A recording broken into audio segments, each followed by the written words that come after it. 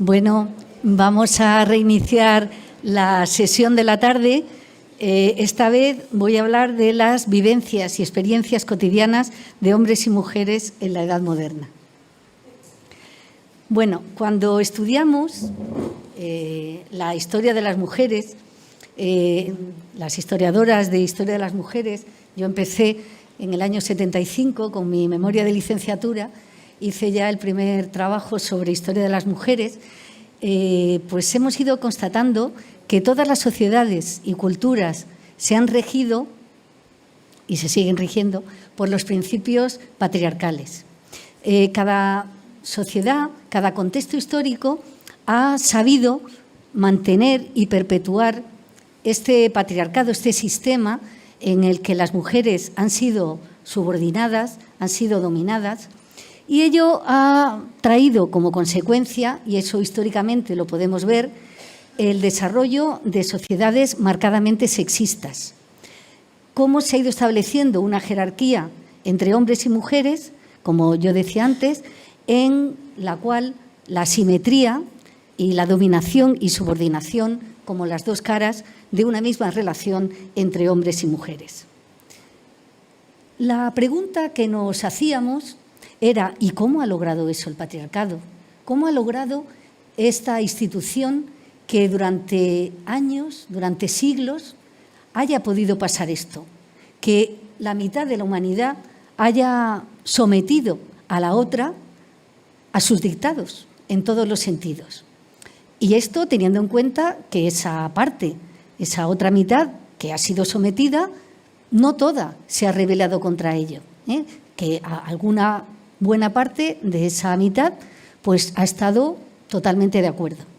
Con lo cual, pues veremos que en esas sociedades sexistas pues hay mujeres acomodaticias a lo que se encontraban, que han logrado adaptarse perfectamente al patriarcado, aunque otras pues no lo han hecho, y esas son las que hemos intentado visibilizar en la historia de las mujeres, porque han sido las que con su voz y con su actuación han dicho basta y han iniciado un camino que después han podido ir transitando otras mujeres hasta llegar a conquistar una igualdad que muchas veces ha podido ser mayor a nivel legal que en la propia realidad.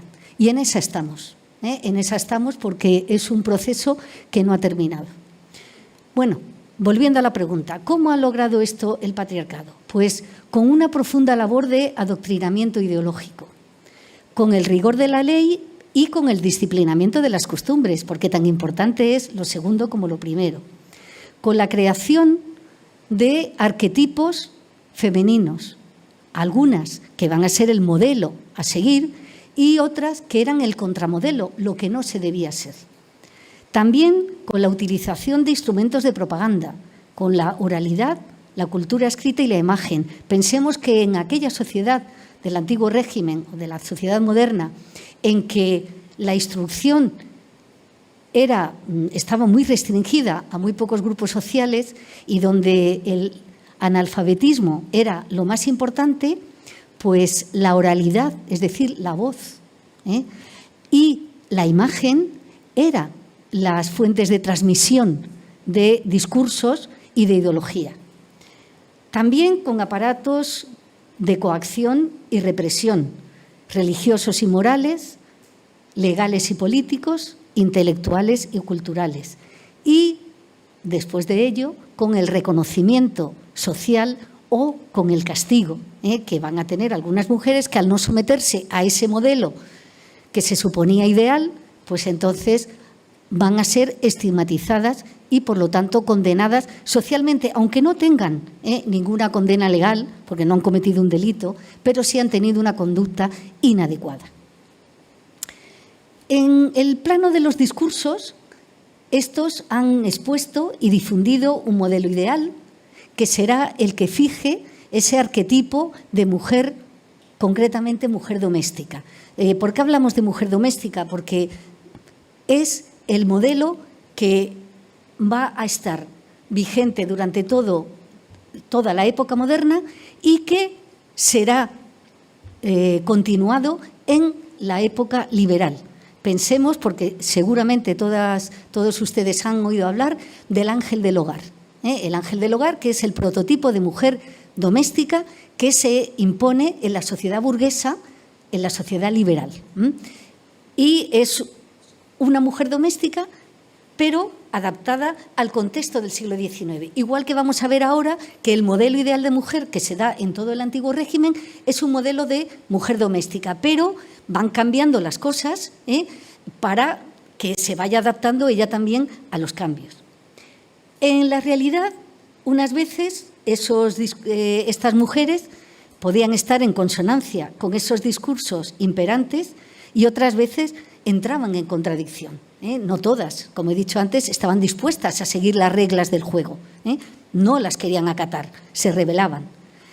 Y con la legislación de la época, porque la legislación de la época menoscababa la personalidad jurídica de las mujeres, con lo cual el ordenamiento legal coadyuva perfectamente a entender esa posición de subordinación de las mujeres en la sociedad. ¿Dónde podemos encontrar relaciones cotidianas de hombres y mujeres? Pues en estos espacios, en el ámbito doméstico, la familia y el matrimonio, en las relaciones conyugales, paternofiliales con otros miembros de la familia y con los agregados domésticos, como les decía antes.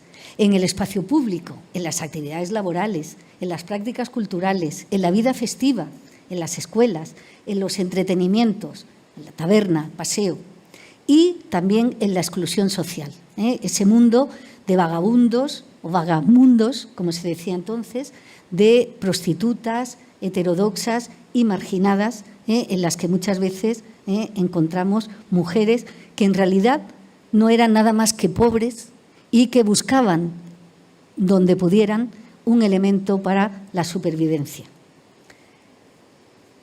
Como yo he hablado de que en el ordenamiento legal y social las mujeres estaban en una posición de subordinación, vamos a ir viéndolo, por ejemplo, dentro de la familia.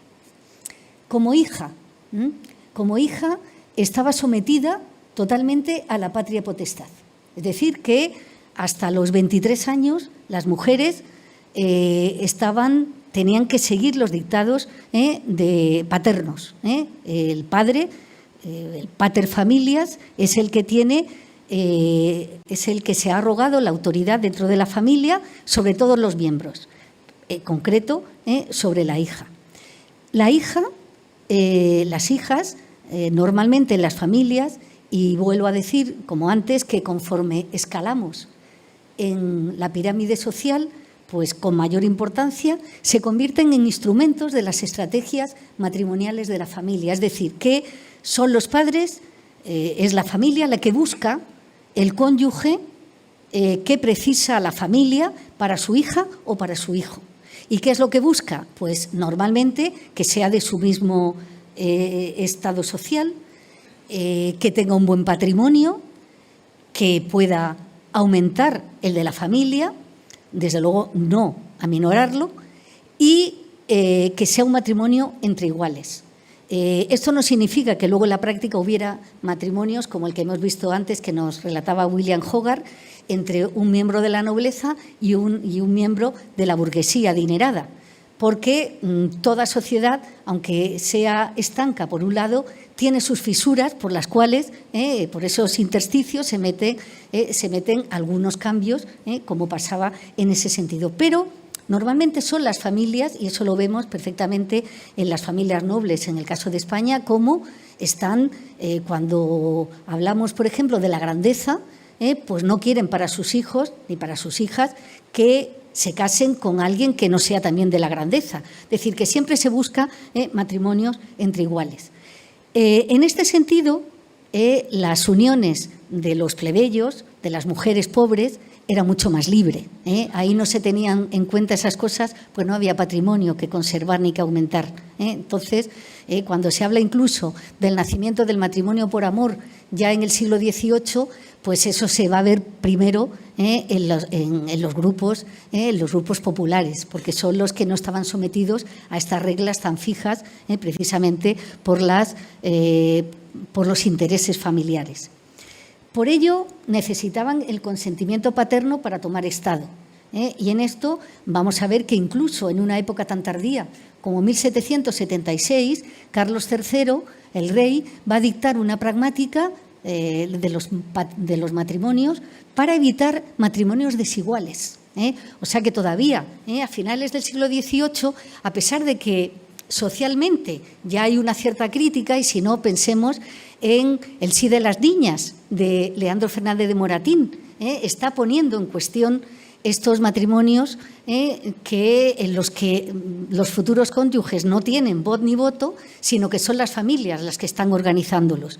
Pero la ley decía lo contrario, y digamos que se llevaba esto a rajatabla. En las leyes de la herencia también vamos a ver que las hijas, o sea, que en las leyes de transmisión de la propiedad muchas veces existe la primogenitura, y eso hacía que el primogénito, generalmente varón, era el que iba a recibir el grueso de la herencia. No significaba dejar a los otros sin nada, porque la legítima, por supuesto, la iban a cobrar, pero ellos se hacían cargo de la dote de las hermanas o de encaminar a los hermanos o bien a la carrera eclesiástica o bien a la carrera militar. Pero cuando existe eso, incluso en el caso de la monarquía española, tenemos el mayorazgo, que es una institución que realmente pues hace que se vinculen todo el patrimonio al primogénito. Lo que pasa es que en el caso de Castilla, por ejemplo, Felipe III, en un momento en que la coyuntura económica estuvo tan mal, permitió que las mujeres fueran mayorazgas. O sea que ahí hubo una intervención a favor, legalmente quiero decir, a favor de las mujeres. Pero estas leyes de la herencia van a hacer que casi siempre se beneficie más a los hombres, sobre todo, ya digo, cuando hay primogenitura masculina. Y esto además era lo común en muchos otros países europeos. Entonces, la hija está sometida a la patria potestad hasta su mayoría de edad. Como esposa, dentro de la familia, la que se halla en esta situación estaba también sometida a su marido por la autoridad marital. Cuando hablamos del matrimonio, y hay que tener en cuenta que en la monarquía española el matrimonio se regulaba por las leyes civiles y por el derecho canónico, pues el marido tenía esa autoridad marital. Por lo tanto, las mujeres estaban supeditadas a él en todos los sentidos. ¿Y qué quiere decir eso? Pues que las casadas eran consideradas menores a nivel jurídico, o si quieren, sin personalidad jurídica. Con lo cual, si ellas tenían bienes privativos, bienes que habían heredado, etcétera, pues no podían administrarlos. Y lo que hacían normalmente era darle un poder al marido para que lo administraran en su nombre. Lo que luego ellos hicieran, si lo hacían bien esa administración o mal, ya eso podía traer otras consecuencias. Pero ellas no podían hacerlo. Y algunas veces, para llevar a cabo determinados actos civiles o mercantiles, necesitaban licencia marital. Y, por ejemplo, en relación a los hijos, no podían ser tutoras ni curadoras, a no ser, en determinadas circunstancias. Lo normal, si una mujer quedaba viuda con un niño pequeño, normalmente el tutor va a ser un miembro masculino de su familia, o su padre si vivía, o un hermano, etcétera. De manera que estamos viendo que hay una subordinación clarísima por parte de la ley. Y esto, además, en esos discursos de los eclesiásticos estaban haciendo hincapié todo el tiempo. He extractado algunos fragmentos de obras de reconocidos y reputados padres eclesiásticos, como Fray Martín de Córdoba, en su obra famosa Jardín de Nobles Doncellas: natural cosa es a la mujer estar siempre en casa. Ese modelo de mujer doméstica al que antes me he referido.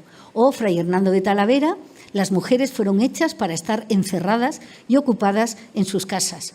Ven que les he puesto las fechas y el título de la obra para que vayan viendo, porque voy a ir un poco avanzando en el tiempo.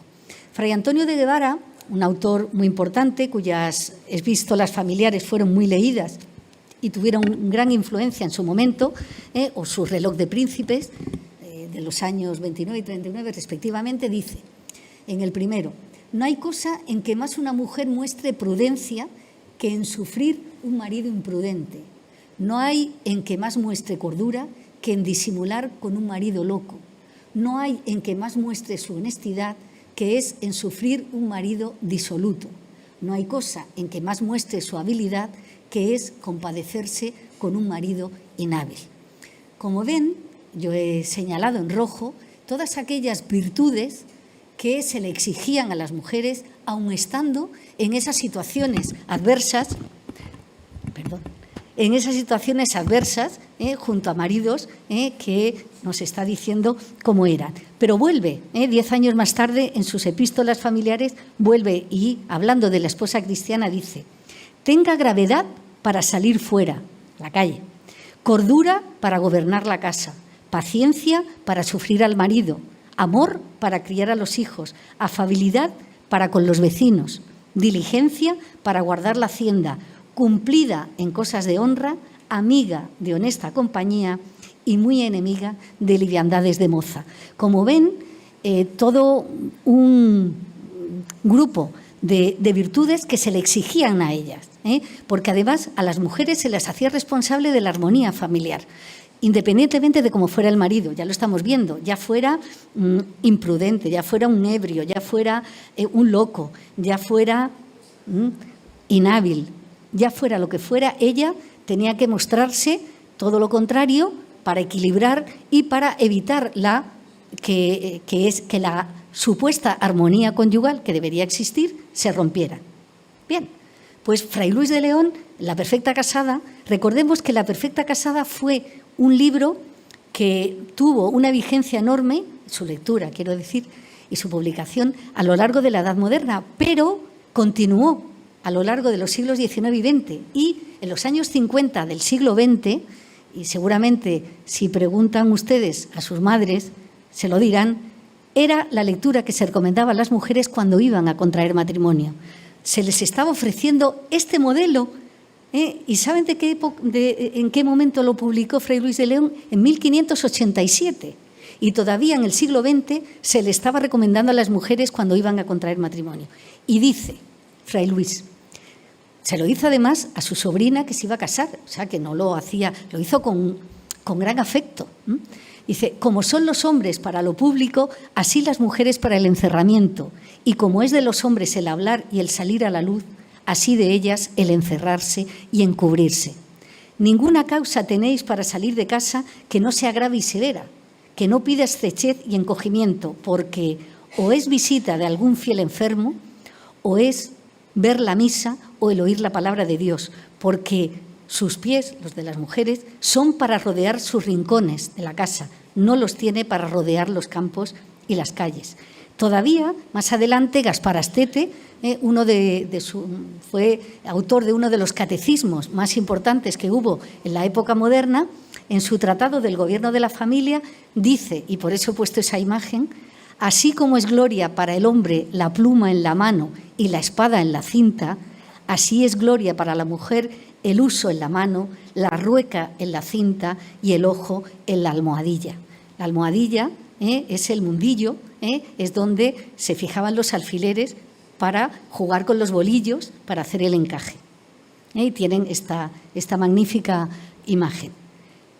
Bien, también la mujer era esposa, pero también era madre.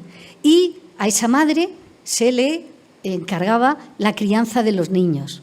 Hubo una cierta polémica sobre la lactancia en el siglo XVI y casi todos estos clérigos eran partidarios de que las mujeres amamantaran a sus hijos, pero la costumbre entre las clases pudientes, entre las nobles, era la de dar a sus hijos a dar a criar a nodrizas, amas de cría, llamémosla como sea, porque para ellas, también lo decía la propia normativa, digamos, moral, lo importante era el esposo. O sea, se daba en el siglo XVI se daba prioridad a la esposa como esposa que como madre.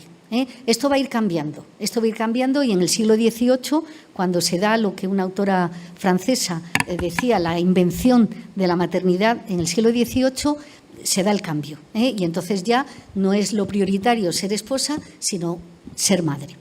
Bien, entonces se va hablando de esta mujer que debe criar a los hijos. De hecho, hasta los 7 años, normalmente los niños y las niñas permanecían a su lado y ella les instruía en todo. Les enseñaba a vestirse, a levantarse, a vestirse, a comer, las oraciones, etcétera. Y a los 7 años se les separaba. Los niños ya iban con el padre a aprender el oficio o a ser educados por los padres, ser instruidos, mejor dicho. Educados parece que es ya la transmisión de conocimientos, no ser formados, ¿no? Y las niñas permanecían junto a la madre, de manera que esa crianza estaba en sus manos. Pero, como he dicho, se fue evolucionando del modelo de la buena esposa a la buena madre, y en el siglo XVIII, que es cuando se empiezan a advertir grandes cambios en las mujeres, porque muchas de ellas quieren ya aparecer y tener presencia pública, pues para permítanme la expresión, engolosinarlas con que el modelo de mujer doméstica era el ideal, se les dice que a partir de ahora van a ser las educadoras de sus hijas. Y entonces, bueno, pues vamos a ver cómo en los tratados del siglo XVIII, pues efectivamente, incluso una mujer como Josefa Mari Borbón, que escribió una educación de las mujeres, un tratado sobre la educación de las mujeres, pues ya habla de cómo la madre ideal debe ser una mujer que tiene conocimientos, que después debe pasar a sus hijos. Si sabe leer, debe enseñar a leer a sus hijos, si sabe escribir también, etcétera, etcétera, ¿no? Entonces, ese modelo va a ir evolucionando, pero eso no significa que las mujeres vayan a salirse de ese modelo de mujer doméstica, que es el de ser madre perfecta, esposa perfecta y buena administradora de la economía familiar.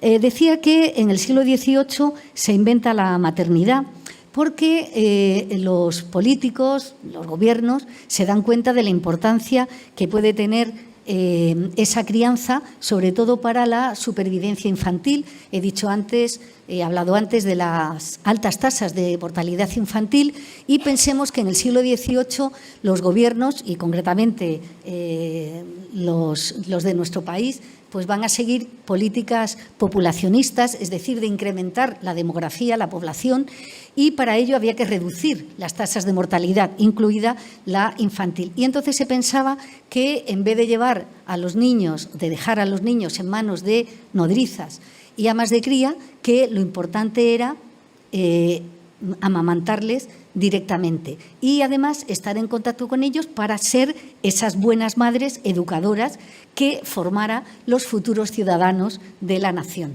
En esa invención de la maternidad van a coincidir no solamente los políticos, sino también la ciencia médica, y hay algunos tratados médicos. Por ejemplo, hubo uno muy importante de un médico catalán que se llamaba Jaime Bonels, que habla precisamente de la importancia de la lactancia materna. Y junto a este consejo y esta recomendación de la lactancia materna, se va a criticar mucho la llamada lactancia mercenaria, la que hacían esas amas de cría, y además con algunos criterios o argumentos muy curiosos. Por ejemplo, se decía que a través de la leche no solamente se transmitían proteínas que servían para la alimentación del bebé, sino que también se transmitían valores culturales. De manera que si se daba un bebé a criar a una ama de cría, que generalmente era una mujer pobre, que precisamente está utilizando la leche que tiene como un medio de sacarle un rédito, pues va a ser una mujer no solamente inculta, sino zafia, sin modales, que todo eso se le podría transmitir, y que además había que fijarse en la naturaleza, cómo los mamíferos están criando a sus hijos, a sus crías, perdón. Entonces, hay toda una literatura, ya digo, política, moral y también científica o médica, que va a estar impulsando esta maternidad y diciéndoles a las mujeres lo importante que es asumirla, y asumirla porque va a tener consecuencias consecuencias beneficiosas para sus hijos, individualmente tomados, porque van a ser educados, pero colectivamente también van a ser útiles porque contribuirían, por un lado, al engrandecimiento de la nación y, por otro, a esa formación de buenos ciudadanos. Y aparecería entonces esta ejemplaridad materna, que en el caso concreto de algunas mujeres lo vamos a ver muy bien. Aquí tenemos, por ejemplo, a la novena duquesa de Osuna con sus hijas, o aquí a una que es muy querida para mí, la sexta condesa de Montijo, María Francisca de Sales Portocarrero, que fue una de las mujeres más emblemáticas de la España del siglo XVIII y que aquí aparece rodeada de sus cuatro hijas que van a seguir sus pasos como mujeres comprometidas con la felicidad pública, como se decía en la época, con la utilidad, se van a ver inmersas en la Junta de Damas, ahora hablaré de ello, y bueno, pues vamos a ver que además van a tener una influencia importante en la sociedad. Las cuatro fueron mujeres muy bien casadas, ella se preocupó de darles un marido acorde a su rango, y una en Valencia, otra en Zaragoza y otras dos en Madrid, pues van a tener un papel fundamental. ¿Y por qué? Porque siguieron los pasos de su madre. Ella se había educado en el mejor colegio que existía en la época, que era el Colegio de las Salesas Reales, que lo creó la reina Bárbara de Braganza, en Madrid, que era además para las niñas nobles.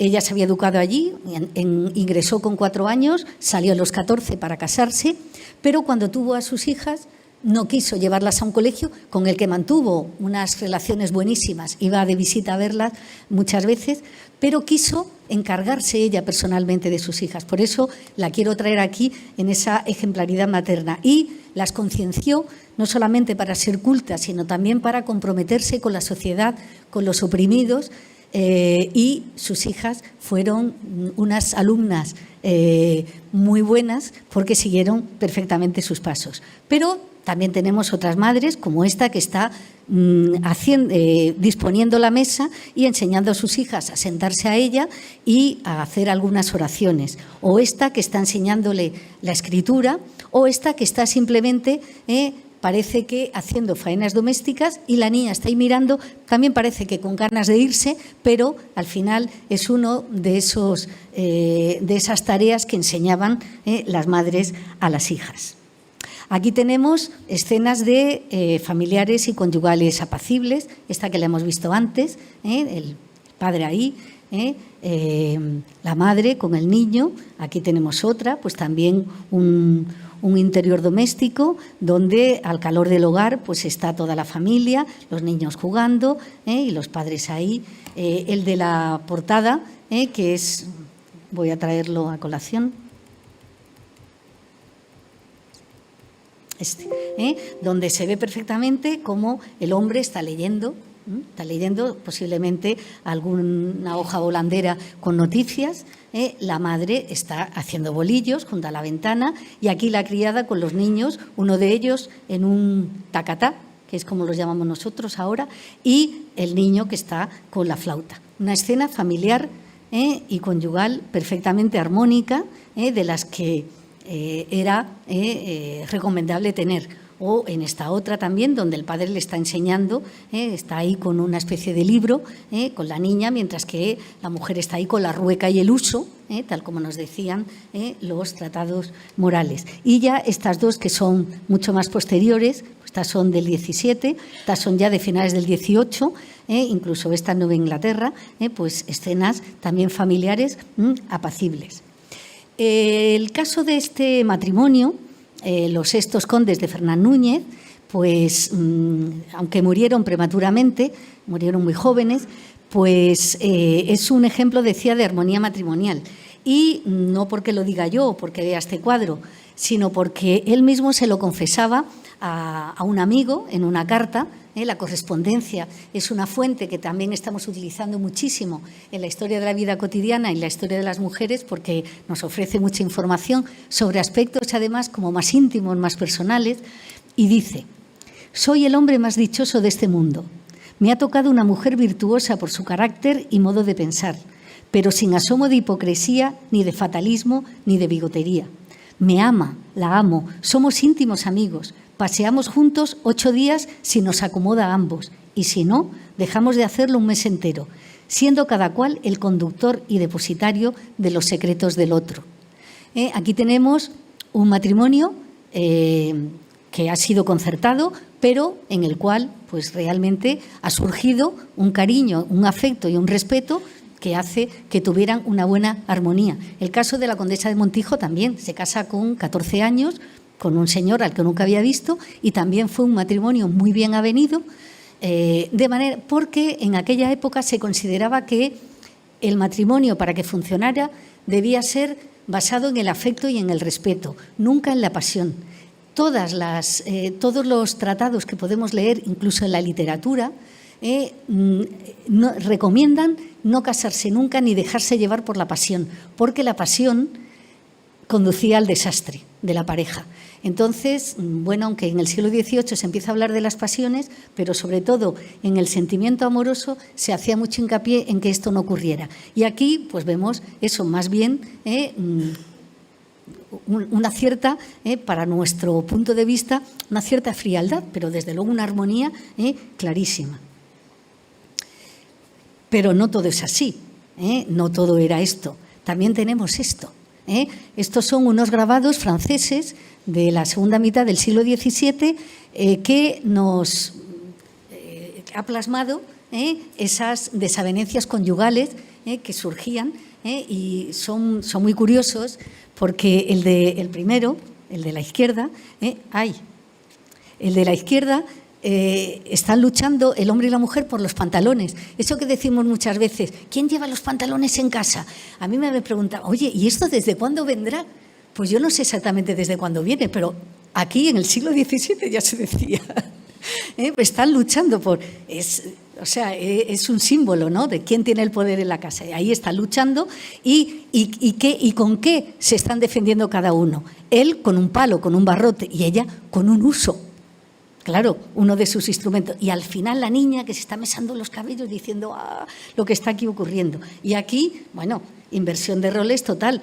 La mujer es la que está pegando al marido, le está echando, el niño también llora porque está viendo una escena desagradable y aquí la inversión es más total porque es él el que al calor del hogar está dándole de comer al bebé y ella está ahí, parece que en un tocador, bueno, pues dedicada a sus afeites. Bien, cuando no había armonía familiar, o había maltrato, había conflicto, porque la familia es un espacio de armonía, pero también de conflicto, pues vamos a encontrar que ¿quién va a sufrir generalmente las consecuencias de ese conflicto? Las mujeres, evidentemente. Entonces, vamos a ver que muchas mujeres pues no se van a conformar con ese maltrato que están recibiendo y se van a rebelar. Entonces van a acudir a los tribunales. ¿Y qué es lo que denuncian? Pues denuncian violencia física, maltrato, palizas, etcétera, pero también violencia verbal y psicológica, insultos, rumores, todo ello constituía violencia verbal y, por supuesto, psicológica. Malversación de la dote o de sus bienes privativos, como he dicho antes. Le dejaba a él como administrador, pero este se lo fundía. Y claro, si el marido se funde el dinero que tiene ella, porque la dote sigue siendo propiedad de la mujer, aunque es lo que aporta al matrimonio, si ese matrimonio se deshace por algún motivo, ella entonces no tenía con qué sobrevivir. Por lo tanto, era muy importante mantener intacto el dinero de la dote y, por supuesto, de los bienes privativos si los tiene por herencia, por trabajo, etcétera. Por mala administración de los bienes gananciales, claro. Por incumplimiento de los deberes de esposo.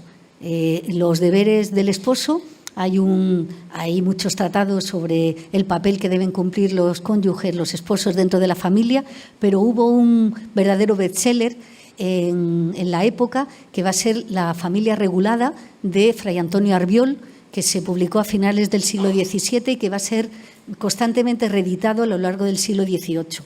Y cuando se acude a su lectura, vemos que efectivamente el marido sus obligaciones principales son mantener a la familia y criar a los hijos, criarles en el sentido económico y material. Inducción a la prostitución. Hay muchas mujeres que denuncian que sus maridos las quieren prostituir para obtener dinero, es decir, hacer ellos de proxenetas, pero eran sus maridos, con lo cual ellas van a acudir a los tribunales. O por mala conducta del marido, porque fueran unos borrachos, porque estuvieran todo el día jugando, como ese que hemos visto de Grés, que fueran a prostitutas, etcétera. Y entonces, ¿qué hacen? Pues pueden denunciar ante los tribunales civiles o pueden también denunciar ante los tribunales diocesanos. Voy a explicar ahora la diferencia. Los tribunales civiles normalmente hacen oídos e inician un expediente, abren un proceso, quiero decir, lo incoan, cuando estas mujeres acuden a los tribunales a denunciar alguna de esas actitudes y situaciones que acabo de indicar. Pero también podía actuar de oficio la autoridad cuando sabía, cuando conocía, ha llegado a sus oídos que cierto individuo está maltratando a su mujer. Entonces, ahí, si vamos, por ejemplo, a los archivos, al Archivo Histórico Nacional o al Archivo de la Real Chancillería, vamos a ver estos pleitos, que son ante los tribunales civiles, pero también podían ir ante los tribunales diocesanos, y es lo que se llamaba hacer divorcio. Verán ustedes que lo he puesto en cursiva porque esto siempre puede llevar a confusión. Ellos hablaban de hacer divorcio, pero no es un divorcio. En la monarquía española el único matrimonio válido era el matrimonio canónico, el matrimonio eclesiástico. Y el matrimonio, católico estaba sacramentado, es decir, el matrimonio es uno de los 7 sacramentos que la Iglesia católica reconoce.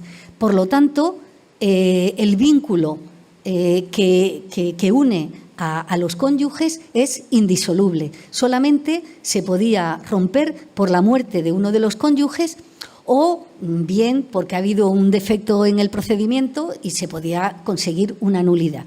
Pero lo normal era por muerte. Sin embargo, cuando existían estas situaciones tan conflictivas y donde además la propia persona corría peligro de muerte, pues entonces los tribunales diocesanos, que eran los competentes para poder hacer una separación de cuerpos. O sea que yo he puesto hacer divorcio porque es como lo dice se dice en la época, pero no es un divorcio, porque el divorcio no existe en el mundo católico. Ni siquiera la doctrina sigue siendo igual, ¿no? Entonces, hubo hace unos años un colega nuestro estudió todos los pleitos o las causas por las que las mujeres justificaron ante el Tribunal Diocesano de Barcelona la demanda de separación de cuerpos. Y entre el año 1565 y 1654, prácticamente en un siglo, él pudo ver 177 procesos. Y, estos son resultados suyos, por malos tratos, 158 de los 177 y 39 eran por intento de asesinato, para que vean ustedes. Y entonces, bueno, es muy curioso cómo se ponía en marcha todo el mecanismo de hacer divorcio, que ya digo, es una separación de cuerpos, y se podía lograr porque efectivamente la situación era tan desesperada para las mujeres que convenía separarles para que no ocurriera un desenlace fatal. Pero dentro de la familia también había situaciones de conflicto que no implicaban, digamos, ni al padre, ni a la madre, ni a los hijos, sino a los criados, en este caso a las criadas. Aquí tenemos un cuadro, también es de Grés, que se titula La seducción de una criada, y este es de holandés del 17, donde se está seduciendo el viejo seductor de la criada. Y aquí he extractado un fragmento de una obra de Nicolás Fernández de Moratín, que lo tituló El arte de las putas, que fue publicado más tarde, pero empezó a circular de forma manuscrita entre sus amigos a partir del año 70, del siglo XVIII, y en él El arte de las putas es un tratado amatorio, dice Nicolás Fernández de Moratín, que él lo escribió con la idea de que los hombres conocieran el amor. Pero, bueno, las ideas que vierte son de que todas las mujeres, y permítanme, porque lo dice él, son putas, incluso las casadas, porque están queriendo conseguir algo, y entonces lo que hay que hacer es aprovecharse de ellas, y para ello hace una cartografía de la ciudad de Madrid, diciendo en qué barrios hay putas, cuáles son las mejores, cuáles son las que acaban de llegar y, por lo tanto, carne fresca, y no son mis palabras, son las de Moratín, etcétera. Y entonces, cuando habla de las criadas, dice, claro, estas son más baratas, y dice: las hijas y mujeres de criados te harán el mismo efecto, y saber debes que es bueno, y salir suele más barato. Y no te olvidarás de las criadas tuyas o ajenas, si lograrlas puedes, para todo lo que hay dentro de casa. O sea, que era algo que incluso un hombre ilustrado, como era Nicolás Fernández de Moratín, pues hizo un libro que, ya digo, no lo pudo publicar porque era impublicable, pero circuló por ejemplo, en la Fonda de San Sebastián, un círculo literario muy famoso en la ciudad de Madrid, etcétera, y bueno, pues se reían muchísimo porque, bueno, si no lo han leído ustedes, se lo recomiendo porque pone los pelos de punta. La verdad, todo lo que cuenta, hablando de cómo los clérigos iban, que cómo había que ir por la mañana para ver cuál era guapa y cuál era fea, porque si no por la noche te daban el timo. Bueno, horrible. La seducción de las criadas, ahora ya me había derivado un poquito hacia la prostitución. En el espacio público, aquí tenemos escenas, pues algunas de tabernas donde a veces, aunque he dicho antes que era un lugar de sociabilidad por excelencia de los hombres, pero a veces encontramos mujeres, algunas de dudosa reputación, pero otras veces no, porque van a lo mejor la familia, y donde, bueno, pues se puede, aquí tenemos una escena de violencia, aquí ha sacado un cuchillo y la mujer se interpone, y la hija también, para que no le vaya a pasar nada, porque esto era algo corriente. Aquí tenemos uno de los caprichos de Goya, el forzamiento, está intentando violar a la mujer. Esto, por ejemplo, las lavanderas, que eran aquellas mujeres que trabajaban, como ustedes saben, recogiendo la ropa de las casas y llevando a lavarlas al río, generalmente, o a los lavaderos cuando los había, los lavaderos colectivos, pero iban solas por la calle con su cesto de ropa, solas, quiero decir, sin acompañamiento masculino. Y entonces eran muy vulnerables a la violencia y a ser violadas. Y, bueno, esta es una escena de interior, pero la he querido traer, es de Fragonard, un pintor inglés, se llama El beso robado. Manera que también vamos a ver cómo en otros ambientes, incluso galantes, pues hay una violencia menor, pero, por ejemplo, el estupro. Ahora estamos estudiando mucho toda la violencia contra las mujeres y en los tribunales se encuentran muchos pleitos, por ejemplo, de estupro, donde el seductor está utilizando además un poder sobre la persona estuprada. Otro, fuera del marco doméstico, y para que vieran ustedes otro donde puede ser, digamos, más positivo, sería las mujeres frente a la cultura. Las mujeres tuvieron históricamente muy poco acceso a la cultura porque se pensaba las diferentes, digamos, a lo largo de la historia, los diferentes contextos históricos habían pensado que las mujeres no tenían intelecto, no tenían, como decían entonces, talento, y que a algunas, pues, parecían tenerlo, pero claro, eran la excepción. eran la excepción. Entonces, escritoras que vamos a ver, o mujeres que van a sobresalir en cualquier campo, incluso de la ciencia, a lo largo de la historia, en el mundo clásico o en el mundo medieval, pues pensemos, por ejemplo, en Christine de Pizan, pues eran anomalías, eran la excepción, no era lo corriente.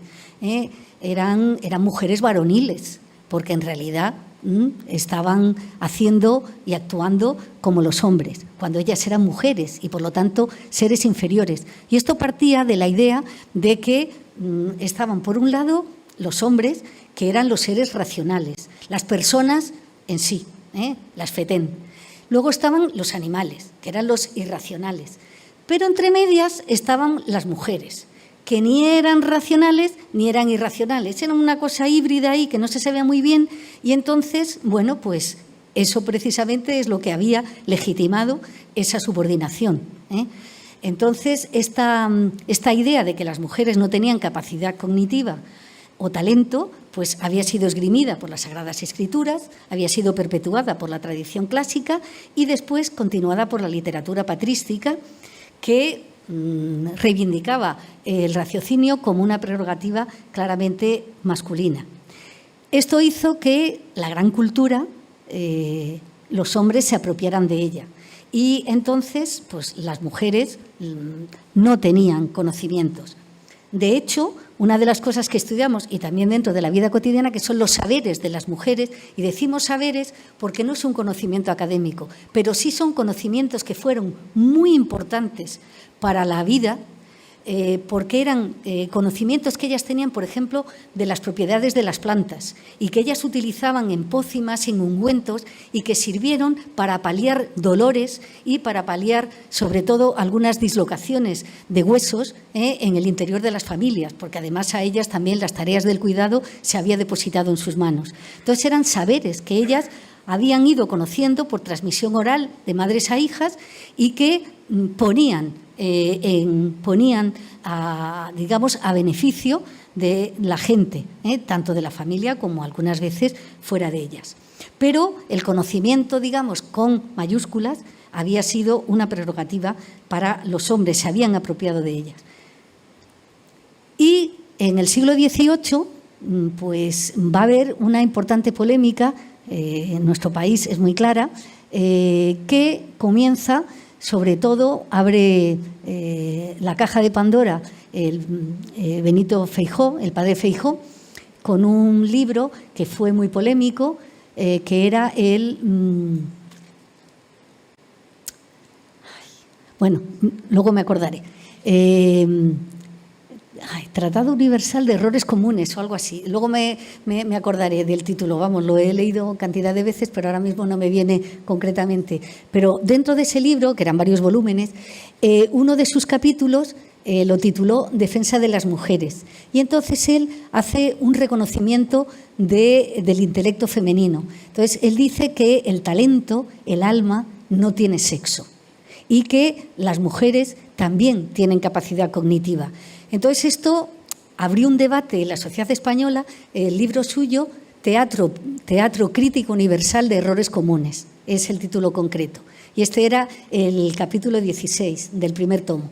Entonces, esto desató una polémica porque hubo personas que decían que de eso nada, pero claro, la reputación intelectual que tenía el padre Feijóo era tan grande que muchos dijeron, pues si lo dice él, debe ser verdad. Y entonces se abre un debate que va a beneficiar a las mujeres porque plantea el tema de la educación femenina. Y, por ejemplo, he hablado antes del Colegio de las Salesas Reales, que lo funda Bárbara de Braganza a finales de los 50. Es porque ella tenía preocupación por la educación femenina, porque ya es algo que está viéndose en el horizonte, la necesidad de educación de las mujeres. Entonces, la polémica que se abre sobre la educación tuvo dos interrogantes. El primero, ¿el alma, el talento, es masculina o femenina? ¿Son iguales o distintas el alma y el talento de los hombres y de las mujeres? Como Feijóo dijo que el alma, el talento no tiene sexo, pues se van a crear toda una serie de argumentaciones a favor y en contra de la educación de las mujeres y Entonces, vemos que, por un lado, va a tener fuerza el discurso tradicional, que va a seguir siendo mantenido por clérigos, moralistas y algunos intelectuales que seguían negando esa capacidad cognitiva de las mujeres y que no veían para nada necesario que las mujeres recibieran educación. ¿Para qué? Si para lo que hacen no les hace falta. En cambio, va avanzando un discurso más racional y más moderno, podríamos decir, en el que encontramos tres argumentos a su vez. Uno, que eran partidarios de incluir a las mujeres en el proyecto educativo ilustrado. No sé si recuerdan ustedes que en el ideario ilustrado la educación como factor de progreso va a ser uno de los elementos clave de ese pensamiento. Entonces, claro, al plantear la educación ya se plantea la educación también de las mujeres. Pues sí, vamos a ver qué se necesita o qué podemos darles a ellas para estudiar. Por otro lado, estaban los que pensaban que la causa de que las mujeres no tuvieran educación y no hubieran participado en el conocimiento era porque nunca se les había dado esa oportunidad, o porque la educación que se les daba era superficial. Y en esto pues vamos a encontrar ecos en la prensa de la época y en alguna literatura diciendo efectivamente esto, ¿no? Doliéndose a mujeres de que, como no habían recibido educación, ¿cómo iban a tener conocimiento si no se les había dado? Eso no era algo que viniera por causa ajena, ¿no? Y los que abogaban por proporcionar a las mujeres educación, pero limitada, que eso va a continuar durante mucho tiempo, y aparecen algunas mujeres que reivindican la educación. En estas ideas del discurso tradicional o de un discurso más moderno les he traído dos fragmentos. Uno de Huarte de San Juan, de nuevo, dice: cuando Dios formó a Adán y Eva y les organizó el cerebro, llenándolos a ambos de sabiduría, es conclusión averiguada que le cupo menos a Eva. La razón de esto es que la compostura natural que la mujer tiene en el cerebro no es capaz de mucho ingenio ni mucha sabiduría. Pensemos que esto no lo decía un Mindundi, lo decía un señor que tenía una credibilidad y un carisma enorme. Sin embargo, a finales del siglo XVIII, León de Arroyal, un ilustrado, incluso preliberal, en esta obra, dice: el descuido con que se ha tratado la educación de las mujeres es, a mi ver, en mi opinión, la principal causa de los males y desórdenes que nos oprimen, y la deliciosa mitad del género humano la tenemos destinada a nuestra servidumbre y a la brutal saciación de nuestros apetitos. No solo las hemos privado de su libertad y de los derechos que como a nosotros les competen, sino de la claridad y luces que proporciona la ilustración y el estudio. Una visión completamente distinta. Sin embargo, en ese mismo año, 1797, un periódico que llegó a tener bastante difusión en el momento, como era el Diario de Madrid, dice: estimaría 100 veces más una joven sencilla y groseramente educada que una sabia, y un bello espíritu que viniese a establecer en mi casa un tribunal o academia de literatura de que se constituyese presidenta. Esta no sería otra cosa que un rayo destructor de su marido, de sus hijos, de sus amigos, criados y de todo el universo, porque su verdadera dignidad consiste en ser ignorada, su gloria en la estimación de su esposo, sus placeres en la felicidad de su familia. Modelo de mujer doméstica de nuevo. Sin embargo, hubo mujeres que supieron aprovechar su situación privilegiada, casi todas ellas pertenecen a la nobleza, que quisieron tener y participar de toda una serie de cambios que se estaban operando en la sociedad española de esa segunda mitad del siglo XVIII, gracias a la Ilustración, y, por ejemplo, las vemos practicando la sociabilidad ilustrada en tertulias y salones que van a ser importantes porque tertulias y salones, sobre todo tertulias, llamamos aquellos círculos de sociabilidad que normalmente se creaban en los interiores de alguna casa. Había siempre un anfitrión de la tertulia y se hablaba fundamentalmente de literatura, de novedades literarias, a veces se oían conciertos, veladas musicales, etcétera. y habían sido masculinas. De hecho, el movimiento novator que se dio en la segunda mitad del siglo XVII introduce la tertulia como, digamos, el marco literario por excelencia, pero eran siempre tertulias eruditas, tertulias casi siempre masculinas. Sin embargo, en la segunda mitad del siglo XVIII ya aparecen mujeres en estas tertulias. ¿Por qué? Porque se empieza a cambiar las relaciones entre los sexos y se piensa que es bueno que los hombres y las mujeres se relacionen entre sí y que se relacionen además en esos espacios que además son útiles para la sociedad. Pensemos que la utilidad era otro de los grandes objetivos del pensamiento ilustrado. Entonces, va a haber tertulias conducidas por hombres, pero va a haber tertulias conducidas por mujeres. Yo he puesto aquí salones porque en Francia hubo muchos salones de mujeres. De hecho, la salonière es una mujer que tiene un salón y hemos trasplantado el modelo a España y he puesto aquí varios de los salones en los que la anfitriona era una mujer. Por ejemplo, María Lorenza de los Ríos, marquesa de Fuerte-Híjar, que además es escritora, ya lo verán en otro momento quizá. Aquí la duquesa de Osuna, la novena duquesa de Osuna, la que hemos visto con su marido y sus hijos. Esta es la duquesa de Villahermosa, María Manuela Pignatelli, que seguramente ustedes han ido al Museo Thyssen en Madrid. Bien, pues ese es el Palacio de Villahermosa.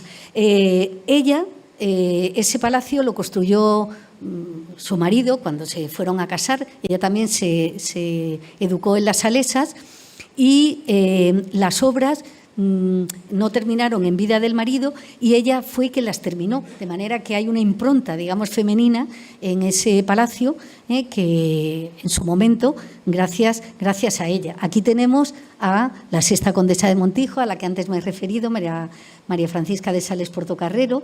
Aquí tenemos a Rita Barrenechea, condesa del Carpio, que también escribía.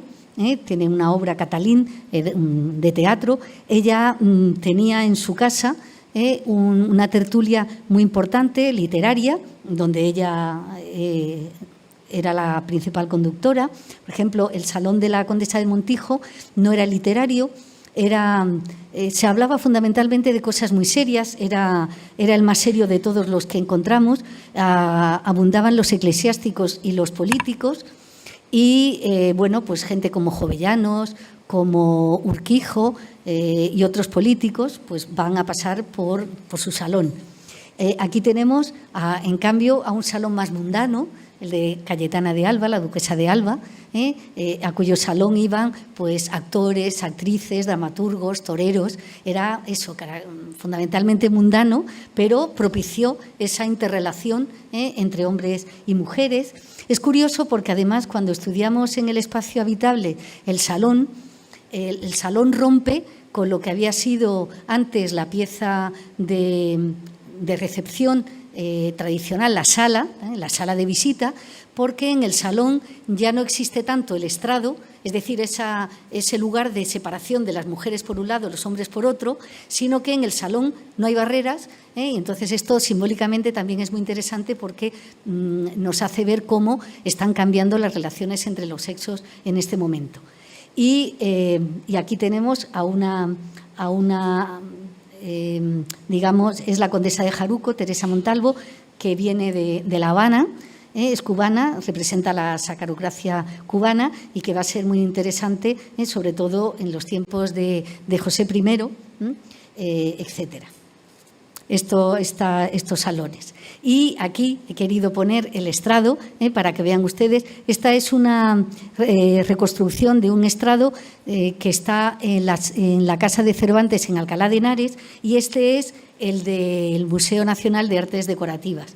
Entonces, ¿qué era el estrado? Pues era en la sala de visita o en la sala de recepción, como ustedes quieran.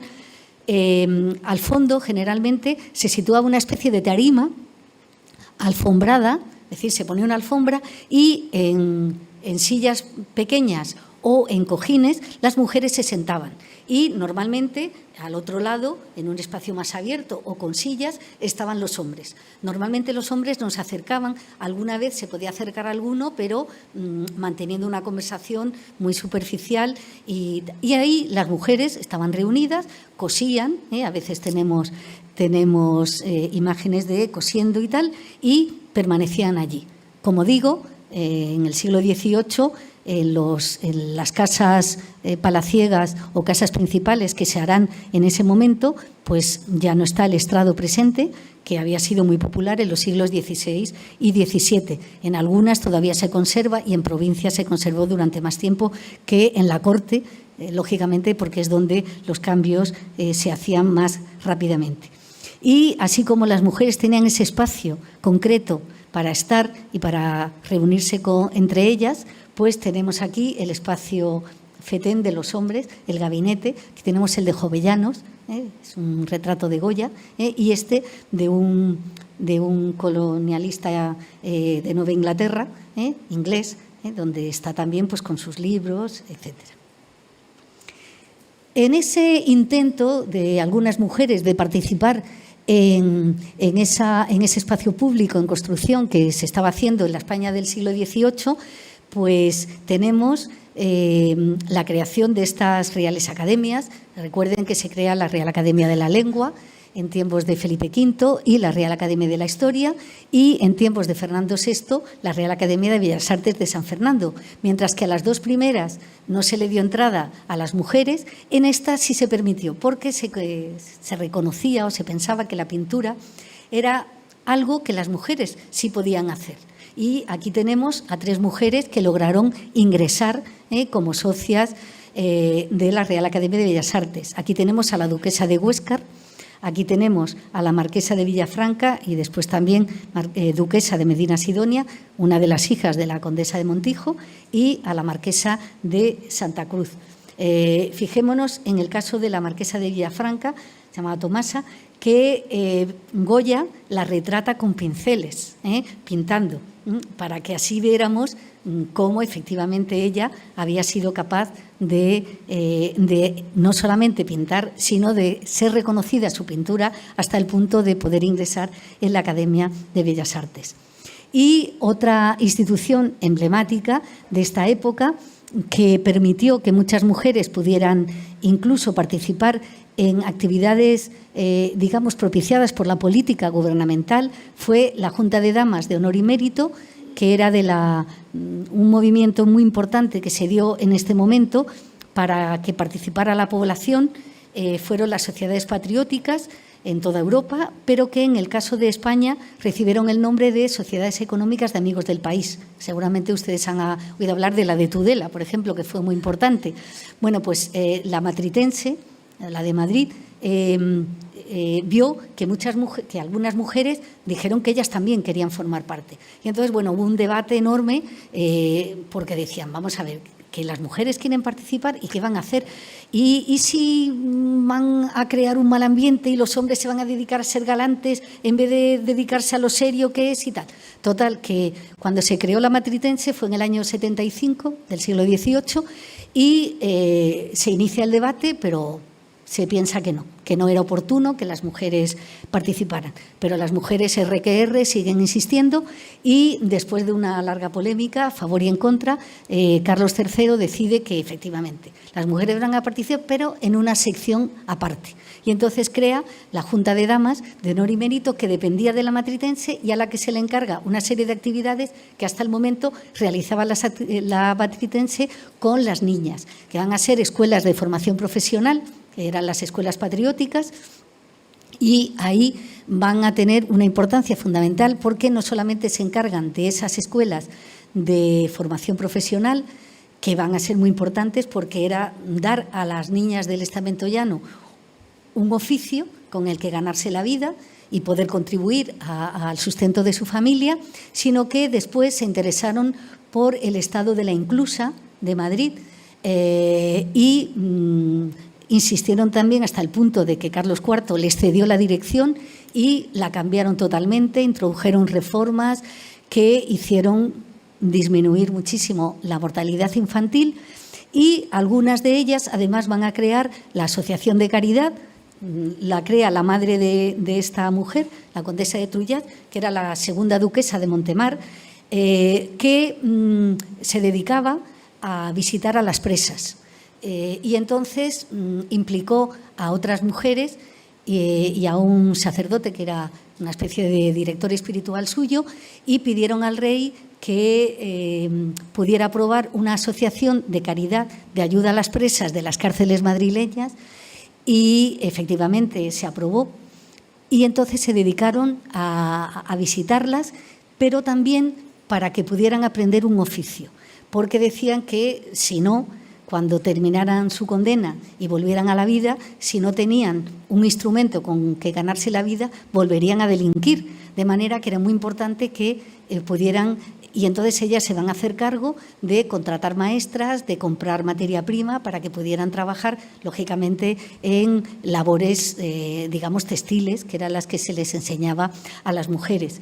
Es muy importante tener en cuenta que la actitud que adoptaron estas mujeres hacia las presas era la de no condenarlas, sino pensaban que habían sido las propias circunstancias de la vida las que le habían llevado a ser prostitutas, a robar, a asesinar, es decir, a cometer cualquier delito, pero no porque fueran malas, y que lo que había que hacer era regenerarlas. Entonces, con ese ánimo, pues se aprestaron a ello y, bueno, pues la Asociación de Caridad va a hacer una importantísima labor en las 3 cárceles de mujeres que había en Madrid, hasta el punto de que creó un modelo que luego va a ser imitado, concretamente en Málaga y en Valencia.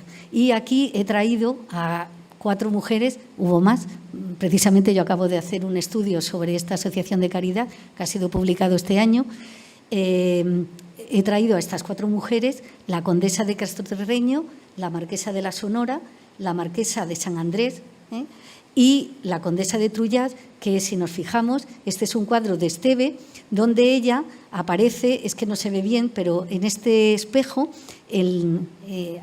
aquí aparece el emblema de la sociedad madridense, que es Socorre enseñando.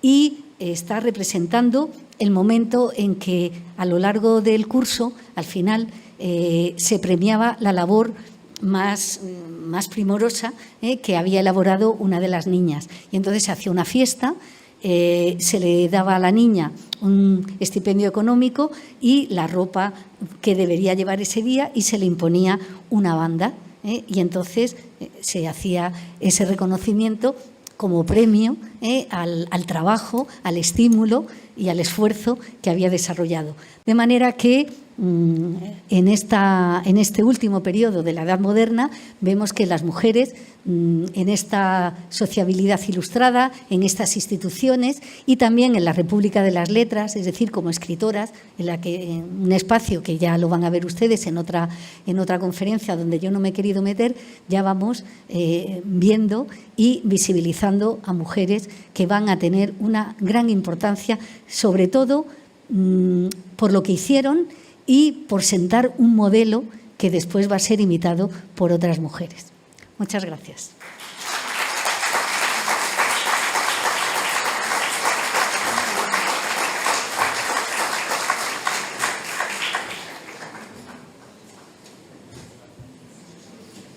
¿Alguno tiene ruegos y preguntas? Bien. Muchísimas gracias, Gloria, por estas 2 estupendas conferencias. Les comentaba yo al inicio y en la presentación que uno de los textos de los que era editora Gloria era Caleidoscopio de la vida cotidiana, y la verdad es que lo que nos ha ofrecido ha sido precisamente una visión caleidoscópica en la que hemos podido abordar o ha abordado muchos aspectos, y algunos de ellos, además, bueno, pues como vemos, que siguen manteniendo vigencia y actualidad en muchas cuestiones. Por lo tanto, muchísimas gracias y felicidades, además, y agradecidos por este doble esfuerzo de esta capacidad para poder desarrollar estas 2 conferencias.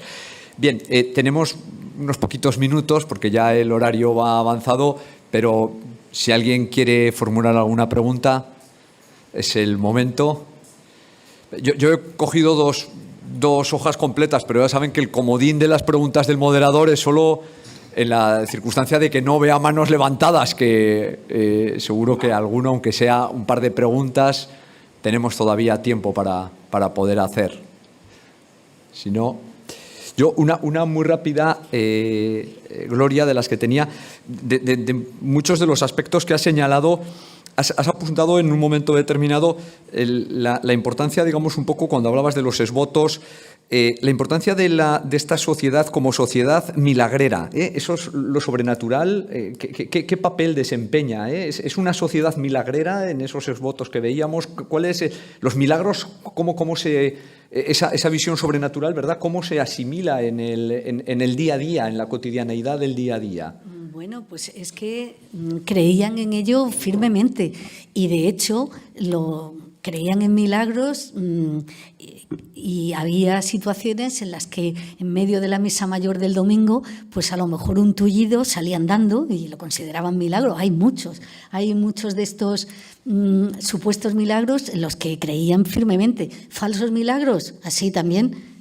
Pensemos en muchos conventos de religiosas que estaban empobrecidos y que de repente pues aparecían esas llagas, aparecían las llagas en las manos y era un momento, bueno, pues de que viniera todo el mundo, diera dinero, etcétera. Era beatas, muchísimas, que eran heterodoxas completamente y que hablaban de visiones, y eso se lo creían. Pero eso también estaba penado. Y, por ejemplo, los archivos inquisitoriales pues presentan muchos de estos casos, ¿no? De que fulanita decía que que estaba casada con Jesucristo y que en determinados días le pasaba no sé qué. Claro, pues decían, eso no es verdad. Y entonces las procesaban y las desterraban y cosas así. Pero la gente lo creía. Yo creo que en el fondo porque quería creerlo, porque se tenían que aferrar a algo que les diera esperanza. Y entonces, pues eso, ¿por qué creían en los sufragios post-mortem? Y cualquier persona que tenía un poquito de dinero decía, no, esto lo tengo que dejar para misas por mi alma. Claro, es que lo creían firmemente, sí. y esperaban que así fuera. Entonces, claro, y luego la ignorancia, claro, estamos en una época precientífica. Eso que he dicho antes de sentimientos apocalípticos, ¿no? Pues eso que, a ver, el demonio, cuando no entendían una cosa, era la intervención del maligno. Y claro, cosas que hoy tienen, que incluso un poco más tarde pudo tener una explicación científica, para ellos no lo era. Y entonces, pues era brujería. Y entonces, claro, y eso ya nos metemos en un tema muy vidrioso, porque claro, la magia estaba permitida y muchas mujeres, sobre todo si estaban solas, si eran mayores, encontraron un medio para sobrevivir. Pero claro, si era magia, vaya, pero en el momento en que pensaban que había intervención demoníaca, ya eran brujas. Y entonces ya intervenía la Inquisición y ya... Claro. Aludiendo a esto, precisamente también en un momento determinado has comentado que algunas mujeres tenían esa capacidad un poco en el ámbito medicinal, ¿verdad?, de preparar ungüentos, etcétera. Claro. No sé si esto en un momento determinado puede derivar también hacia un terreno peligroso para ellas, este tipo de saberes o de... Sí, el hecho de que muchas mujeres sabían, claro, las mujeres he dicho antes que eran las que se encargaban del cuidado de los miembros de la familia, pues como hoy. Pero entonces, claro, el acudir a un médico o a unos servicios hospitalarios era muy difícil, porque no lo sabía o porque no había dinero con que pagarlo. Pero muchas veces porque en los pueblos ni había hospital ni había un médico, a veces un cirujano, pero el cirujano era el barbero, o sea que estamos hablando de cosas muy rudimentarias. Entonces, esta gente había aprendido eso por transmisión oral de sus madres, cómo determinadas plantas tenían propiedades, por ejemplo, antiinflamatorias. Entonces, cuando algún miembro de la familia pues, había tenido una caída o había tenido un accidente que se reflejaba o bien eso en una contractura muscular o en un hueso roto, ellas sabían. Además, ellas eran las que estaban en el parto, las que cuidaban a los enfermos, tenían un conocimiento de la anatomía mayor que otra gente. Claro, era un conocimiento superficial, pero los músculos sí que sabían, y los huesos también, y entonces pues podían hacerlo perfectamente. Lo que ocurre es que en el Renacimiento, cuando los hombres se apropian de la medicina a todos los niveles, empiezan a denigrar estos saberes de las mujeres y a ponerlos en cuestión. Y algunas mujeres que se dedicaban a esto, pues porque la llamaban, pues fulanita sabe curar no sé qué supuesta enfermedad o tal, empiezan a ser miradas como brujas y ya entonces se las castiga. Fue una manera, o sea, una de las argumentaciones o de explicaciones que tenemos sobre la brujería es que se quiso quitar a las mujeres esos conocimientos empíricos, que no eran conocimientos intelectuales, pero sí empíricos, que habían tenido ellas y que habían desarrollado durante mucho tiempo. ¿Y cómo quitárselos? Pues una de las maneras fue con la represión, haciendo que fueran. Sí. Mercedes, Jover, quería hacer aquí una consulta. Sí, aquí viene el micrófono, Mercedes. Muchas gracias. Bueno, muchísimas gracias por esta condensación de saber en tan poco tiempo y ese panorama tan fantástico. A mí me ha entrado una curiosidad, y es el espacio para las mujeres era el interior de la casa. ¿Cuánto tiempo pasaba el hombre en el interior de la casa? Es decir, ¿qué capacidad tenían ellas de quedarse un ratito solas, irse a ver a la vecina Bueno, es que cuando nosotros hablamos de espacio público y privado o doméstico, estamos hablando de una construcción cultural que realmente empieza a tener vigencia a partir del siglo XVIII, porque lo normal era que las casas estuvieran abiertas. La gente entraba y salía. En la primera imagen que he puesto, en ese espacio polivalente que nos presentaba Bruegel, estaba una mujer amamantando y estaban ahí hombres, mujeres, niños y viniendo. La visita a la granja era para comprar. Entonces, no hay, o sea, el concepto de intimidad va a ir surgiendo a lo largo del antiguo régimen. Entonces, al principio no lo hay. Entonces, los hombres, ¿cuánto tiempo están? Pues los hombres trabajan, por ejemplo, el campesinado trabaja en la tierra las horas del día. Están más tiempo en el invierno dentro de la casa que en verano. ¿Por qué? Por el trabajo. Pero también es verdad que esos espacios que hemos visto de talleres trabajan en la casa. Entonces, hubo que pasar mucho tiempo para que la vivienda fuera cambiando y fuera redistribuyendo el espacio interior en piezas concretas. Aparece el dormitorio, el comedor, el salón, y se lleva lo laboral fuera. Entonces, cuando el hombre tiene que ir al taller fuera de casa, ya permanece menos tiempo dentro de ella, pero mientras que tenía ahí el taller, estaba mucho tiempo en casa. Entonces, tenemos que ver eso, cómo era la vivienda y qué es lo que se hacía dentro de ella para entender qué tiempo estaban los hombres. Y luego, claro, dependiendo del trabajo, de los trabajos y del tiempo, digamos, solar. Porque evidentemente en invierno se estaba en casa antes todo el mundo, y era cuando se aprovechaba pues para que aquel que a lo mejor había viajado contara cosas, para que el que supiera leer pudiera hacer una lectura oralizada, etcétera. Pero sí, permanecían tiempo también. Luego se iban a la taberna. Gracias. Muy bien. Sí, tenemos aquí en mitad de la sala una pregunta también. Hola, buenas.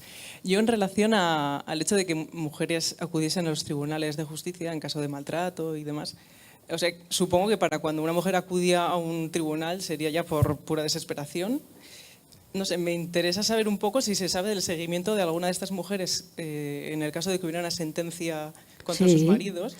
Si nos podías hablar un poquito, supongo que le harían, no sé si sería ya denostada socialmente o, bueno, no sé si nos podías hablar un poquito sobre este tema.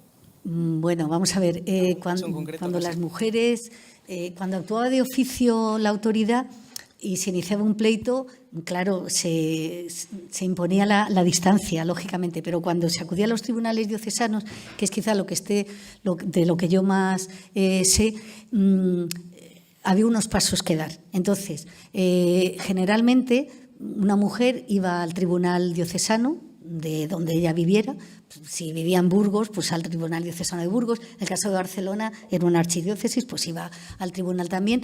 Y entonces exponía su caso.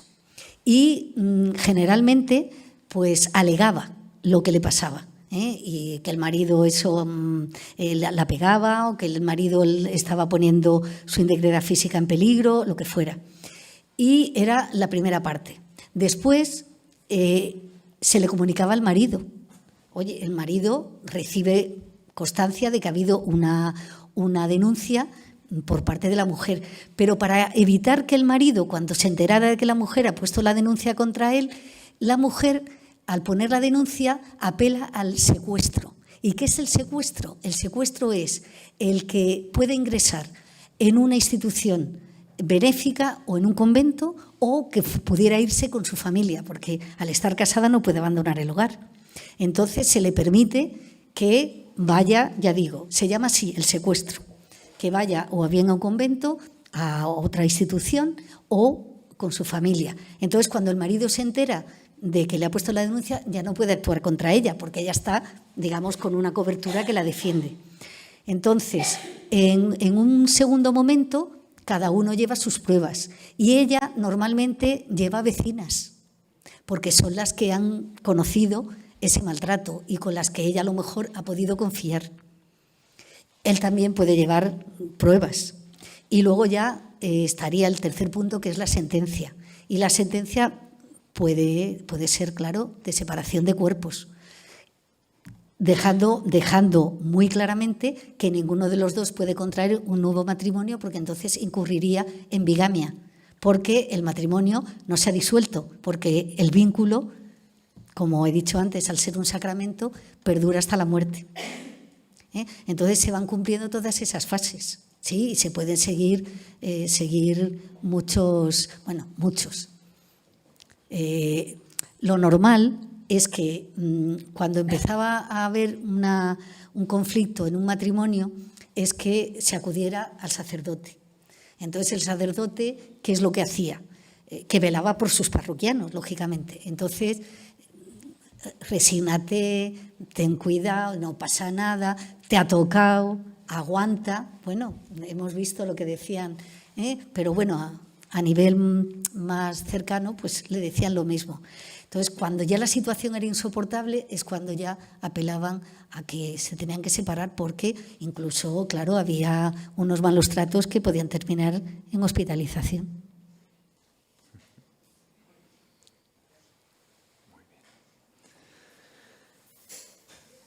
Muy bien. Bueno, pues en principio, si no hay... Seguro que habrá más cuestiones. A mí se me quedan muchas, aquí muchas. Desde las mujeres fuertes de la Biblia, pasando por la Madre Ágreda y llegando a la Marquesa de Santiago, que es la esposa de nuestro Marqués de San Adrián. Pero seguro que tendremos tiempo y oportunidad en otra ocasión, Gloria, de poder comentar estas y otras muchas cuestiones. Encantada. Muchísimas gracias de nuevo por todo. Bueno, encantado, vosotros. Y nuestro agradecimiento por haberte tenido aquí con nosotros. Muchísimas gracias por la a todos. atención. Gracias.